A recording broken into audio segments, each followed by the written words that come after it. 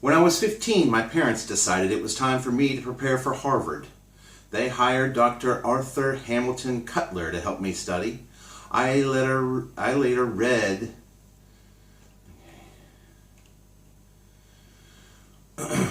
When I was 15, my parents decided it was time for me to prepare for Harvard. They hired Dr. Arthur Hamilton Cutler to help me study. I later read a statement that Cutler made of me. The young man never seemed to know what idleness was. I could easily study for 6 to 8 hours per day and would still have plenty of energy left to read an English classic or some book on natural history when I wasn't studying. Mother and father were delighted to hear that I passed the entrance exam to Harvard with the ease of an osprey in flight. Upon entrance to university, my father escorted me to my first semester. I can remember his words on the train to Harvard. Take care of your morals first, your health next, and finally your studies. My impressions of the student body were considerably lower than I had imagined prior to my admission. All were young men from wealthy families, and most were not there to study, but rather socialize. I had no time for their petty ways, and avoided any drunken gatherings at all costs. I did thoroughly enjoy my experience, but also find myself daydreaming of home. Oh, how I missed my family and friends.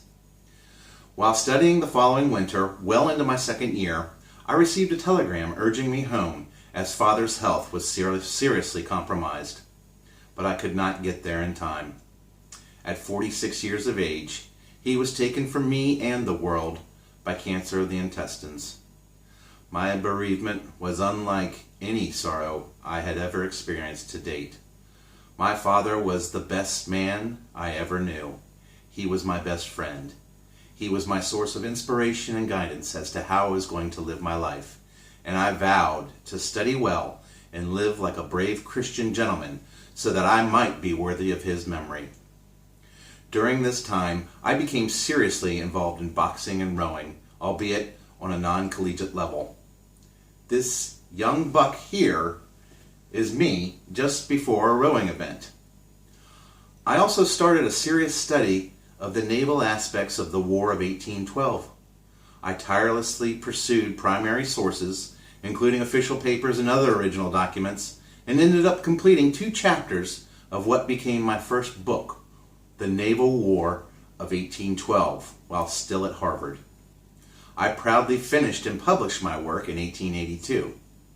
I knew long before graduation that a degree from Harvard hardly prepared one for any real work, so I decided to study law at Columbia soon after graduating.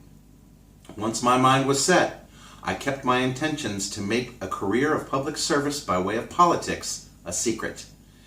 Keeping this secret was intended to minimize the ridicule of holding public office from friends and family.